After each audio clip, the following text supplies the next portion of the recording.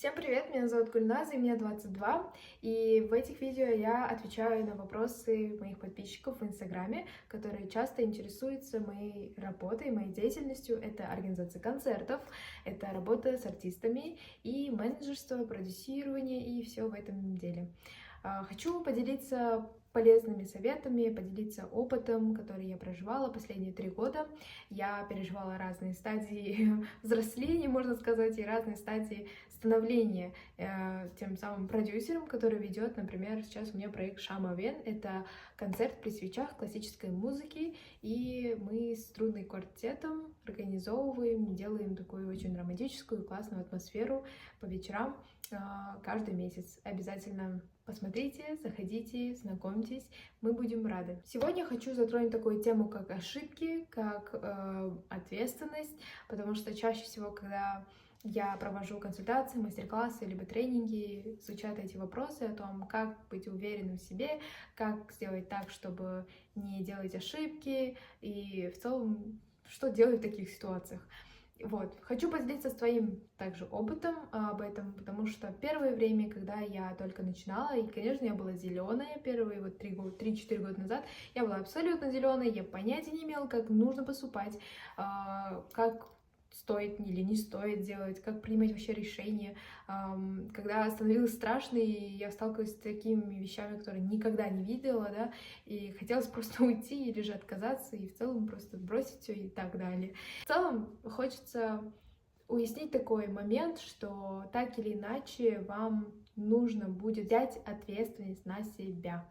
Это при любой жизненной ситуации, даже не касаемо этой сферы или же проектов, вы столкнетесь с этим, и придет время, когда придется сделать это решение. И если вы уж сильно захотели прийти к этому, сильно захотели в этом вырастить себя, взять опыт, да, познакомиться, и вы в целом благодарны, что оказались в таких вот условиях, то нужно смириться. Надо просто смириться. Например, я супер спокойный человек, на самом деле, по жизни, и в стрессовых ситуациях я стараюсь успокоить себя еще больше.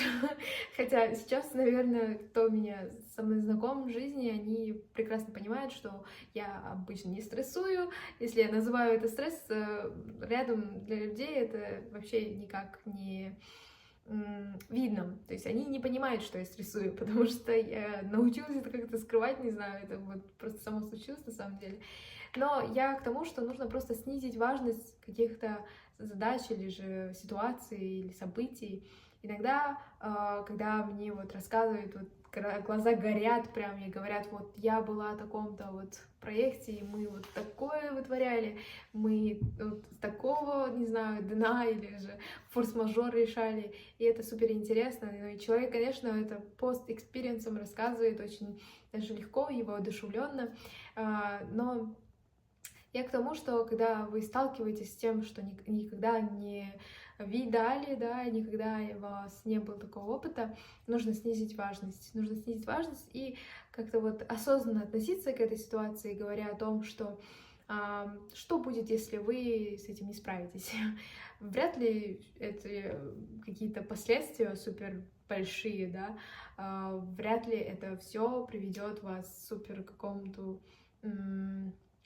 больным результатом, или же вряд ли это такая ситуация, которую нельзя не решить. Даже если вы совершите ошибку, скорее всего, есть выход, есть вещь, действие, которое это исправит, и очень даже быстро. Поэтому не стоит сильно так волноваться и придавать такую большую важность каким-то вот ситуациям, и потом заедать себя этим, не знаю, депрессовать, уходить в апатию. Это вообще того не стоит.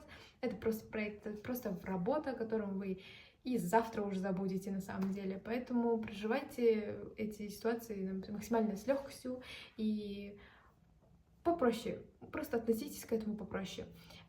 И даже в момент как раз-таки, когда вы обучаетесь, там, набираете больше информации, чтобы вот, все, я больше не буду бояться, я пойду и там сделаю, забудьте про эти мысли, про ошибки, потому что Ваша цель сейчас набраться опыта, а опыт набирается только через ошибки, только через то, что вы можете пройти, через то, что вы можете освоить только этим путем.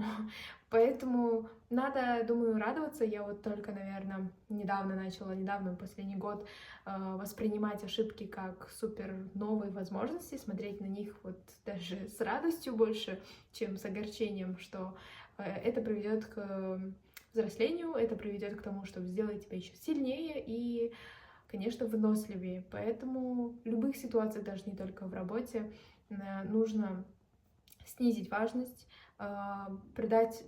снизить важность, это не значит, что вот пофигистически относиться настолько, что вам уже все равно, с чем это все обернется там и так далее. Нет, риски нужно учитывать и осознанно принимать, и понимать, как потом с этими рисками работать. Что если, да, вот этот, а что если, на самом деле очень много стопорит, в частности меня, и я думаю, многих, потому что у нас в голове вылетает очень много каких-то мыслей, очень много причин, которые говорят нам: не делай этого, а что если вот так, а что если вот это.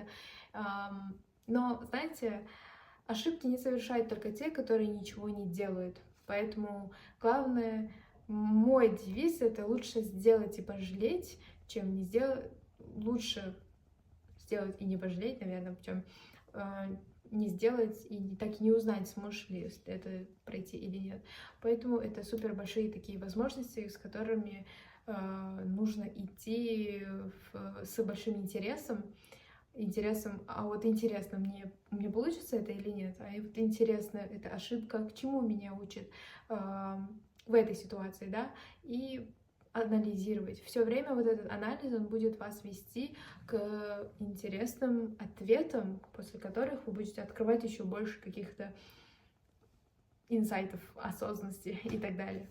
Поэтому вот, это все, что я хотела сказать на эту тему, потому что мы его разбираем при каждой встрече с какими-то людьми, и мне показалось, что это супер такой вот распространенный вопрос, который может вас волновать и может быть полезным, чтобы решить какие-то боли.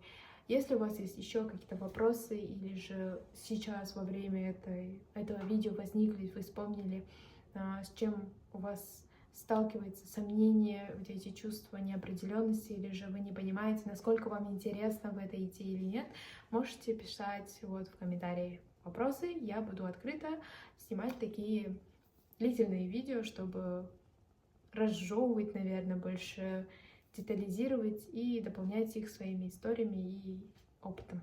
Буду очень рада быть полезной. Спасибо всем за просмотр.